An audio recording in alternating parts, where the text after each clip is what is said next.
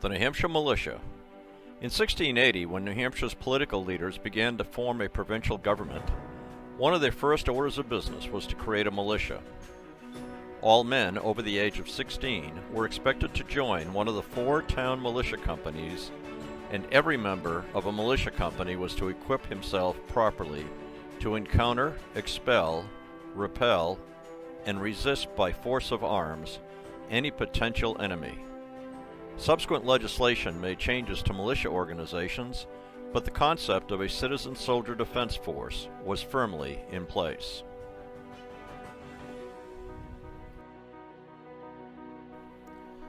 The Wars for Empire, Louisbourg and No. 4.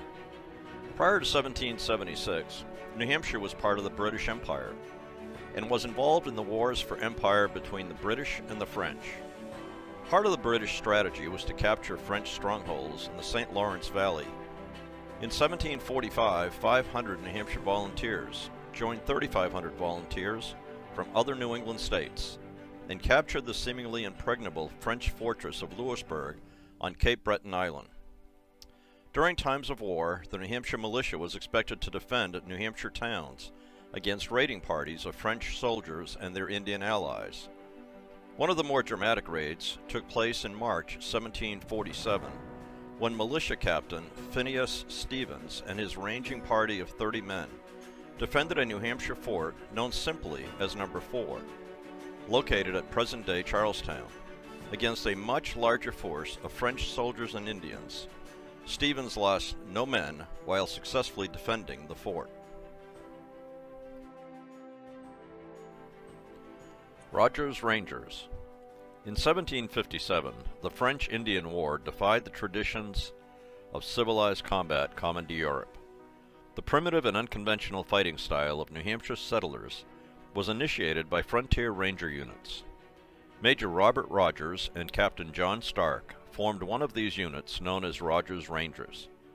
Robert Rogers and John Stark and their New Hampshire volunteers were the eyes and ears of the British forces in the St. Lawrence Valley, culminating in the successful raid on the main village of St. Francis, Canada, in 1760. The fighting style of the Rangers proved successful in winning this war. The French would relinquish any further desire to govern the British-held colonies. John Stark, a farmer turned soldier, was a company commander in Rogers Rangers. He later fought in the American Revolution, seeking independence from England, and commanded New Hampshire volunteers at the Battle of Bunker Hill and the Battle of Bennington in Vermont. John Stark, the fighting general, coined the state motto, "Live free or die."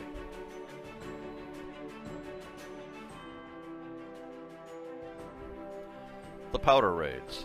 Throughout 1774, New Hampshire patriots became increasingly alarmed by the actions of the British government. By the year's end, the royal government in New Hampshire was virtually powerless. When news arrived in December that a British warship might take possession of Fort William and Mary, located in Newcastle at the mouth of the Piscataqua River, 2 bands of patriots on 2 successive days stormed the fort and removed its gunpowder and arms. The powder raids of December 14th and 15th, 1774, have been called the first overt acts of the American Revolution.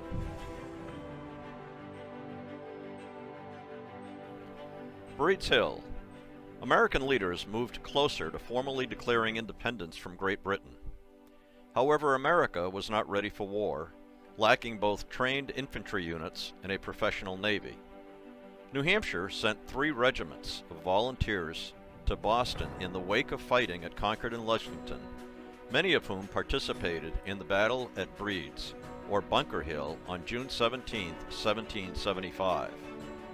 Meanwhile, Portsmouth shipbuilder John Langdon, who lived from 1741 to 1819, received contracts to build the first vessels for a new navy.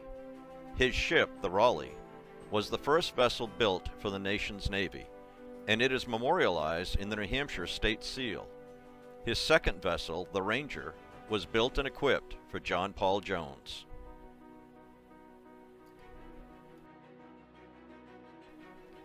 The War of 1812.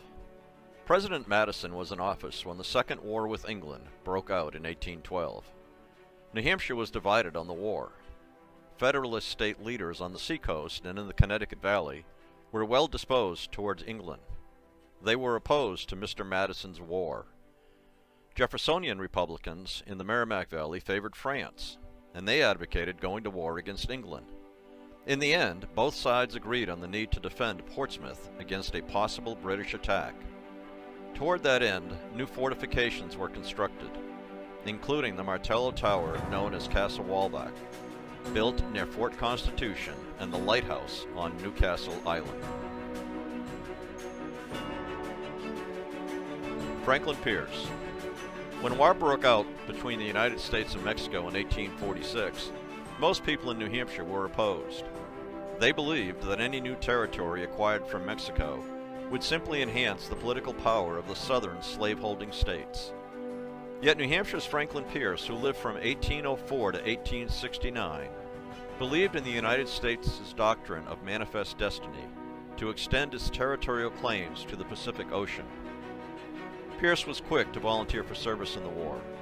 He was a general serving under General Winfield Scott at the surrender of Mexico City in 1847. When he ran for president in 1852, he wore his old Mexican war uniform for his formal photograph. Franklin Pierce served as President of the United States from 1853 to 1857. The Great Rebellion.